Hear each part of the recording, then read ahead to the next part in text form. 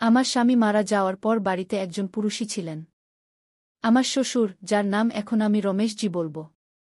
তিনি আমার খুব খেয়াল রাখতেন এবং প্রায়ই গভীর রাতে আমাকে তার ঘরে ডাকতেন। এক রাতে রমেশজি আমাকে তার ঘরে ডেকে বিছানার চাদর বদলাতে বললেন। আমি যখন ঝুঁকে কাজ করছিলাম, তিনি পেছন থেকে আমাকে ধরে ফেললেন। আমিও আমার স্বামী ছাড়া অনেক মাস ধরে একা ছিলাম এবং সেই মুহূর্তে আমি তাকে থামানোর চেষ্টা করিনি। সেই রাতে রমেশজি আমার সাথে সময় কাটালেন। পরের দিন আমার শাশুড়ি, যাকে আমি এখন মঞ্জু মা বলব, আমাকে ডাকলেন। বুমা, একটু জল আনো। তোমার শ্বশুর এসেছেন। তার কথা শুনে আমি আমার ঘর থেকে বেরিয়ে এলাম। আমি জানতাম না তিনি কোনো শ্বশুরের কথা বলছেন। কারণ আমার আসল শ্বশুর তো ৩ বছর আগে মারা গেছেন। আমি রান্নাঘর থেকে জলের গ্লাস নিয়ে হলে পৌঁছলাম। সেখানে একজন ব্যক্তি বসেছিলেন যাকে শ্বশুরের বয়সের মনে হচ্ছিল না। আমি ভাবলাম হয়তো কোনো আত্মীয় হবে। আমি সেই ব্যক্তিকে বললাম, ভাইজা জল নিন। মঞ্জু মা হেসে বললেন, ইনি তোমার ভাইজা নন, তোমার শ্বশুর। আমি এক মুহূর্তের জন্য হতবাক হয়ে গেলাম। তিনি বললেন, ইনি আমার দূর সম্পর্কের ভাই অজয়। মঞ্জু মায়ের বয়স ৫৫ বছর ছিল। কিন্তু সামনে বসে থাকা অজয়কে ৩৫ বছরের মনে হচ্ছিল। তিনি বললেন, অজয় প্রথমবার আমাদের বাড়িতে এসেছে। তুমি একে আগে কখনো দেখনি। সে কিছু দিন আমাদের সাথে থাকবে কারণ শহরে তার কিছু কাজ আছে। আমি তার কথা মেনে নিলাম এবং নাস্তা তৈরি করার জন্য রান্নাঘরে চলে গেলাম। আজ শনিবার ছিল এবং আমি বাড়িতে ছিলাম। নইলে আমাকে রোজ সকালে স্কুলে যেতে হতো, যেখানে আমি শিক্ষিকা। রাতে যখন আমি আমার ছেলেকে, যার নাম এখন আমি রোহন বলব, ঘুম পাড়াচ্ছিলাম, আমার বারবার মনে হচ্ছিল যেন আমার ঘরে কেউ ঘুরছে। অবশেষে আমি উঠলাম এবং দরজা খুললাম। বাইরে সত্যিই কেউ ছিল এবং তিনি ছিলেন অজয়। আমাকে দেখে তিনি একটু ঘাবড়ে গেলেন। আমি জিজ্ঞেস করলাম, আপনার কিছু দরকার? তিনি বললেন, না, শুধু ঘুম আসছিল না, তাই এদিক ওদিক ঘুরছিলাম। অজয়ের ঘর আমার ঘরের ঠিক পাশেই ছিল। তাই আমি তাকে বলতে পারছিলাম না যে আপনি আমার ঘরের বাইরে কেন ঘুরছেন। আমি বললাম, ঠিক আছে, এবং আমার ঘরে ফিরে যেতে লাগলাম। তখনই তিনি আমার হাত ধরে ফেললেন। তার চোখে হালকা হালকা জল ছিল। তিনি আমার চোখের জল মুছে জিজ্ঞেস করলেন, আমি কি তোমার ঘরে আসতে পারি? আমি না বলার সাহস জোগাতে পারলাম না। তিনি ঘরে এলেন এবং বিছানার এক কোণে বসে পড়লেন। রোহন সেখানে ঘুমোচ্ছিল। অজয় আমার হাত ধরে আমাকে তার পাশে বসালেন এবং বললেন, প্রিয়া, আমি তোমার চোখের জলের কারণ জানি। তোমার চোখের জলে তোমার স্বামীর স্মৃতি আছে। প্রথম সাক্ষাতেই তিনি আমার দুঃখ বুঝতে পেরেছিলেন। আমি মঞ্জু মা এবং রমেশজির সাথে ৩ বছর কাটিয়েছি। কিন্তু তারা কখনো আমার চোখের জল দেখেনি। অজয় আমার হাত ধরে বললেন, যা হয়ে গেছে তা ভুলে যেতে হবে। আমি বুঝতে পারছিলাম তিনি কি বলতে চাইছেন, কিন্তু আমার চোখের জল থামছিল না। তিনি আমার জন্য জল আনলেন। জল পান করার পর আমি একটু শান্ত হলাম। তারপর তিনি তার ভ্রমণের গল্প শোনাতে লাগলেন। আমার মুখে হাসি আনার চেষ্টা করতে লাগলেন। তার কথা শেষই হচ্ছিল না। যখন আমি ঘড়ি দেখলাম তখন রাত ২টা বাজছিল। আমাকে সকালে তাড়াতাড়ি উঠে ঘরের কাজ সারতে হতো এবং স্কুলেও যেতে হতো। আমি অজয়কে বললাম, আমার সকালে দেরি হয়ে যাবে। এখন আমাকে ঘুমাতে হবে। তিনি তার ঘরে চলে গেলেন এবং আমি ঘুমিয়ে পড়লাম। পরের দিন সকালে আমার উঠতে দেরি হয়ে গেল। রোজ আমি স্কুলে যাওয়ার জন্য বাস নিতাম। সকালে রোহন এবং মঞ্জু মাকে নাস্তা দিয়ে আমি স্কুলের জন্য বের হতে যাচ্ছিলাম। তখনই অজয় বললেন, আজ আমি তোমাকে স্কুলে ছেড়ে দেব। আমার স্বামীর পুরনো বাইক ৩ বছর ধরে বাড়ির বাইরে দাঁড়িয়েছিল। আমি সপ্তাহে একবার সেটি পরিষ্কার করতাম, তাই সেটি চলার মতো ছিল। আজ অজয় সেটি চালানোর সিদ্ধান্ত নিলেন। মঞ্জু মাও আমাকে তাদের সাথে যেতে বললেন। আমি অজয়ের সাথে বাইকে বসলাম। বাইকে বসতেই আমি তার কাঁধে হাত রাখলাম, যেমন আমি আমার স্বামীর সাথে করতাম। তখনই আমি মঞ্জু মায়ের দিকে তাকালাম এবং মনে পড়ল যে ইনি আমার শ্বশুর। আমি তাড়াতাড়ি হাত সরিয়ে নিলাম। কিন্তু একটু এগিয়ে যাওয়ার পর আমার হাত আবার তার কাঁধে চলে গেল। এবার যখন আমি হাত সরানোর চেষ্টা করলাম তখন তিনি আমার হাত ধরে আবার তার কাঁধে রেখে দিলেন। তিনি বললেন, লজ্জা পেও না, নিশ্চিন্ত থাকো। আমি তোমারই বাড়ির লোক। স্কুলে পৌঁছানো পর্যন্ত আমরা কথা বলতে থাকলাম। দুপুর ২টায় স্কুল শেষ হল। বাইরে বেরোতেই আমি দেখলাম যে অজয় আমাকে নিতে এসেছেন। আমি জিজ্ঞেস করলাম, আপনি এখানে কি করছেন? তিনি বললেন, প্রিয়া, আমাকে শ্বশুর মশাই বলে ডেকো না। আমার নাম অজয়।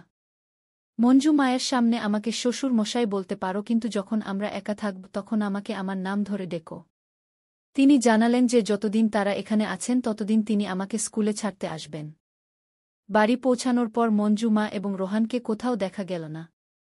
আমি মঞ্জু মাকে ফোন করলে তিনি জানালেন যে তিনি তার বান্ধবীর বাড়িতে গেছেন এবং তাড়াতাড়ি ফিরবেন। স্কুল থেকে ফিরে আমি ক্লান্ত হয়ে পড়েছিলাম, তাই নিজের ঘরে ফ্রেশ হতে চলে গেলাম। কাপড় বদলানোর সময় হঠাৎ অজয় আমার ঘরে চলে এলেন। আমি তাড়াতাড়ি বাথরুমে চলে গেলাম। তিনিও মুখ ফিরিয়ে নিলেন এবং বললেন, আমাকে ক্ষমা করো, আমার হঠাৎ আসা উচিত হয়নি। আমি কাপড় বদলে বাইরে এসে জিজ্ঞেস করলাম, আপনার কিছু লাগবে? তিনি বললেন, প্রিয়া, আমার খুব খিদে পেয়েছে। শুনেছি তুমি খুব সুস্বাদু বেগুন ভাজা বানাও। আজ তোমার হাতের স্বাদ নিতে চাই। আমি রান্নাঘরে বেগুন ভাজা বানানোর সিদ্ধান্ত নিলাম। অজয়ও আমার পিছনে পিছনে রান্নাঘরে এলেন। সবজি বানানোর সময় হঠাৎ গরম তেলের ছিটে অজয়ের বুকে পড়ল, তিনি ব্যথায় কাতরে উঠলেন। আমি আমার ঘর থেকে ক্রিম এনে তার বুকে লাগালাম। সেই সময় আমি তার খুব কাছাকাছি ছিলাম। আমার মনোযোগ ক্রিম লাগানোর দিকে ছিল, কিন্তু আমার মন অন্য কোথাও চলে যাচ্ছিল। তিনি বললেন, তোমার হাত যেমন আমার বুকের উপর চলছে তেমনি আমার সমস্ত ব্যথা উধাও হয়ে গেছে। আমি তার মুখের দিকে তাকালাম তো তার অবস্থা ঠিক মনে হল না। আমি ধীরে ধীরে তার থেকে দূরে সরে যেতে লাগলাম। তখনই মঞ্জু মা সেখানে চলে এলেন। আমাকে অজয়ের এত কাছাকাছি দেখে তিনি আমাকে অদ্ভুত চোখে দেখতে লাগলেন। আমি চোখ নামিয়ে নিলাম এবং নিজের কাজে লেগে গেলাম।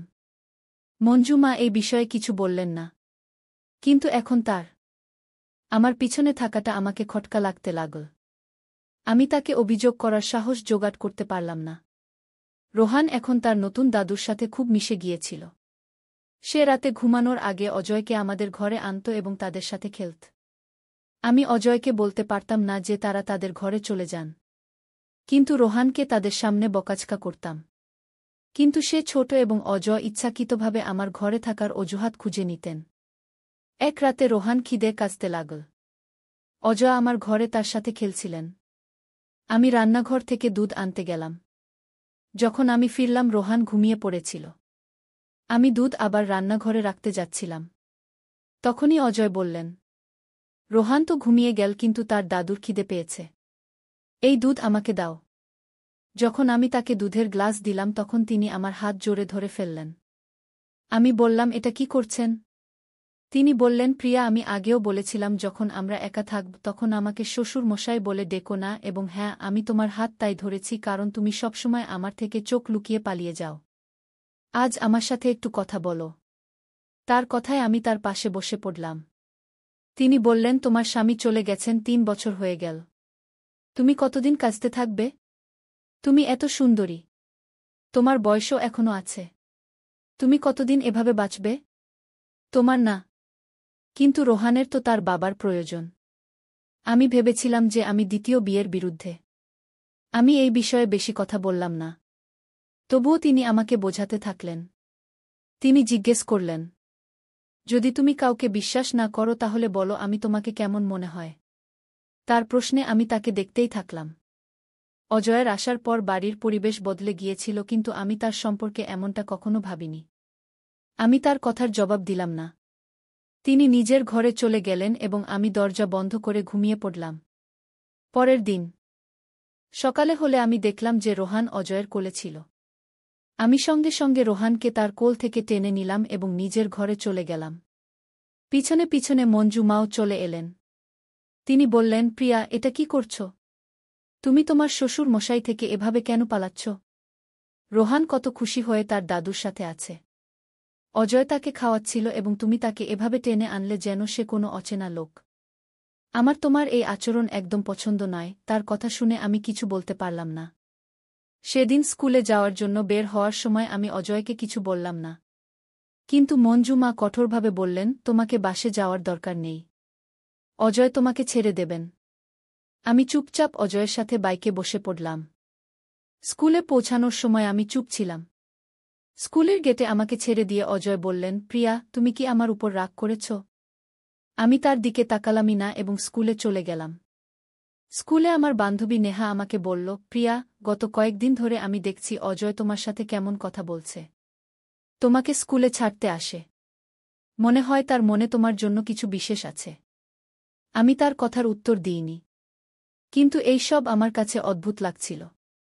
অজয়ের আমাদের বাড়িতে আসার আসল উদ্দেশ্য কি ছিল? এটা আমি বুঝতে পারছিলাম না। তার কথা বলার ধরন শ্বশুরমশাইয়ের মতো ছিল। কিন্তু তার চোখ আমার দিকে একজন পুরুষের মতো ছিল। পরের দিন স্কুলে একটি অনুষ্ঠান ছিল। আমার সেখানে যাওয়ার একদম মন ছিল না। সেদিন মঞ্জু মা তার বোনের সাথে বাজারে গিয়েছিল। আমার দুপুর 1:00টায় স্কুলে যাওয়ার কথা ছিল। কিন্তু আমার মুড ছিল না। নেহা বারবার ফোন করে আমাকে ডাকছিল। কিন্তু আমি তার ফোন কেটে দিয়ে আমার ঘর পরিষ্কার করতে লাগলাম। তখনই অজয় আমার ঘরে এলেন। তার হাতে একটি সুন্দর শাড়ি ছিল। তিনি শাড়িটি আমার হাতে দিয়ে বললেন, এটি পরে তৈরি হয়ে যাও। আমি তোমাকে স্কুলের অনুষ্ঠানে ছাড়তে আসব। আমি বললাম, আমার কোথাও যেতে হবে না। আপনি কে এটা ঠিক করার যে আমার কোথায় যেতে হবে? তিনি বললেন, তোমার কথা ঠিক। আমি এটা বলি না যে তুমি কি করো। কিন্তু আমি চাই যে তুমি কখনো নিজের জন্য সাজো। আজ নিজেকে সাজিয়ে দেখো। তুমি আরও সুন্দরী লাগবে। তার কথায় আমার মুখে এত প্রভাব পড়ল যে আমি সেই শাড়ি পরে তৈরি হয়ে গেলাম। যখন আমি তৈরি হয়ে দরজা খুললাম তখন অজয় বাইরে দাঁড়িয়েছিলেন। তিনি আমার হাত ধরে আমাকে ঘরে নিয়ে যাওয়ার চেষ্টা করলেন।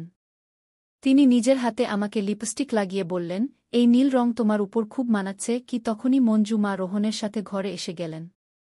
আমাকে রঙিন পোশাকে দেখে তিনি আমার প্রশংসা শুরু করে দিলেন। আগে তিনি আমাকে সাদাসিধা থাকতে বলতেন, কিন্তু আজ আমি অজয়ের কথা কিভাবে মেনে নিলাম এটা আমি বুঝতে পারলাম না। অজয় আমাকে বাইকে করে স্কুলে ছাড়তে এলেন। আমার কিছু বান্ধবী অজয়কে আমার স্বামী ভাবছিল এবং বলছিল যে আমাদের জুটি খুব ভালো লাগে। এটা শুনে অজয়ের মুখে খুশি ছিল। কিন্তু আমি সবাইকে পরিষ্কার বলে দিলাম, ইনি আমার স্বামী নন, আমার শ্বশুরমশাই। এটা শুনে সবাই অবাক হয়ে গেল। অনুষ্ঠানের পর অজয় আমার সাথেই রইলেন। বাড়ি ফেরার সময় বাইকে আমার হাত অজান্তেই তার কাঁধে চলে গেল। অর্ধেক রাস্তা পর্যন্ত আমার হাত সেখানে রইল। হঠাৎ আমার হুঁশ এল এবং আমি হাত সরিয়ে নিলাম। আমার বুঝতে পারছিলাম না যে আমার এমন কেন মনে হল। বাড়ি পৌঁছতেই মঞ্জু মা রোহনকে নিয়ে বাজারে গিয়েছিল। আমি জানতাম যে তারা অন্তত 2 ঘন্টা ফিরবে না। আমি অজয়কে আমার ঘরে ডাকলাম এবং আমার ব্লাউজের দড়ি খুলতে তার সাহায্য চাইলাম। দড়ি খুলতে 2 সেকেন্ড লাগে। কিন্তু অজয়ের 1 মিনিট লাগছিল। আমি তার মুখ দেখলাম এবং তার হাত ধরে নিলাম। আমি বললাম, আমার বুঝতে এসে গেছে যে তুমি আমার কাছ থেকে কি চাও। অজয়ের হাত এখন আমার কাঁধে ছিল। তিনি বললেন, প্রিয়া, তুমি আমার উদ্দেশ্য বুঝে গেছ। আমি জানতাম যে তুমি তাড়াতাড়ি বুঝে যাবে। এখন আমি তোমাকে সবসময় সামলাব। আমি তাকে জোরে ধাক্কা দিলাম। আমি ঠিক করে নিয়েছিলাম যে এখন তাকে বাড়ি থেকে বিদায় করতে হবে। 3 বছরে আমার কাছে অনেক সম্পর্ক এসেছিল, কিন্তু আমি দ্বিতীয় বিয়ে করতে চাইনি। আমি অজয়কে বললাম, আমি জানি যে তোমার নজর আমার উপর কেমন, তুমি এখন আমাদের বাড়িতে কেন এসেছ? মঞ্জু মা সবাইকে ভাই বানিয়ে নেন এবং বাড়িতে নিয়ে আসেন। তিনি সরল। কিন্তু আমি তোমার উদ্দেশ্য বুঝে গেছি। আমার রাগ দেখে অজয় আমার কাছে এলেন। আমি তাকে একটি থাপ্পড় মারলাম এবং তাকে ধরে হোলঘরে নিয়ে এলাম। তখনই মঞ্জু মা বাড়ি এসে গেলেন এবং সব দেখে নিলেন। তিনি বললেন, প্রিয়া, এটা কি হচ্ছে? তুমি ভুলে গেছ যে ইনি তোমার শ্বশুরমশাই। তুমি অজয়ের হাত কেন ধরেছ? আমি বললাম, এর উদ্দেশ্য ঠিক নয়। এখন একে আমাদের বাড়িতে জায়গা নেই। মঞ্জু মা অজয়ের হাত ছাড়িয়ে বললেন, বেটি, এখন সত্যি বলার সময় এসে গেছে। অজয় আমার ভাই নয়। আমি তাকে একটি বিয়েতে দেখা করার পর ডেকেছিলাম। সে আমাকে তার বর বোন মেনেছিল। আমি তার স্বভাব জানতাম, তাই আমি তাকে এখানে ডেকেছিলাম। তোমার স্বামী চলে গেছে, 3 বছর হয়ে গেছে। আমি রোজ দেখি যে তুমি কিভাবে বেঁচে আছ। তুমি রাতে বকবক করো। তোমাকে এই দুঃখ থেকে বের করার একটিই রাস্তা ছিল, দ্বিতীয় বিয়ে। কিন্তু তুমি এর জন্য তৈরি ছিলে না। তাই আমি অজয়কে ডেকেছিলাম। আমার মনে হয়েছিল যে তার সাথে থেকে তোমার মন বদলে যাবে। কিন্তু তুমি এখনও নিজের মনকে কঠিন করে রেখেছ। অজয় বললেন, প্রিয়া, আমি তোমার সৌন্দর্যের জন্য নয়, তোমাকে ভালোবাসি। আমি রোহনের সাথে খুব সংযুক্ত হয়ে গেছি। আমার মনে হয়েছিল মঞ্জু মা আমার দুঃখ দেখতে পান না, কিন্তু তিনি প্রতিদিন আমার দুঃখ দেখে চিন্তিত ছিলেন। আমি বললাম, আমি বিয়ে করতে পারব না। যদি আমি বিয়ে করি তাহলে আমার স্বামী আমাকে ক্ষমা করবেন না। তিনি প্রতি রাতে আমার স্বপ্নে আসেন। অজয় বললেন, তুমি যা ভাবো সেটাই স্বপ্নে দেখো। তোমার স্বামীর এটাই ইচ্ছা হবে যে তুমি আর রোহন খুশি থাকো। তোমার দ্বিতীয় বিয়ের অধিকার আছে। রোহনের বাবার প্রয়োজন। তার কথাগুলো আমাকে আমার চিন্তা থেকে বের করে এনেছিল। আমি অজয়কে জড়িয়ে ধরে কাঁদতে শুরু করলাম। তিনি বললেন, এগুলো তোমার শেষ অশ্রু, এখন আমি তোমাকে আর কখনো কাঁদতে দেব না। আমার মনে অজয় একটি বিশেষ জায়গা করে নিয়েছিলেন। বিয়ের পর আমি তার বাড়িতে চলে গেলাম এবং মঞ্জু মাকেও সাথে নিয়ে গেলাম, কারণ তিনি আমার জীবনকে সামলেছিলেন।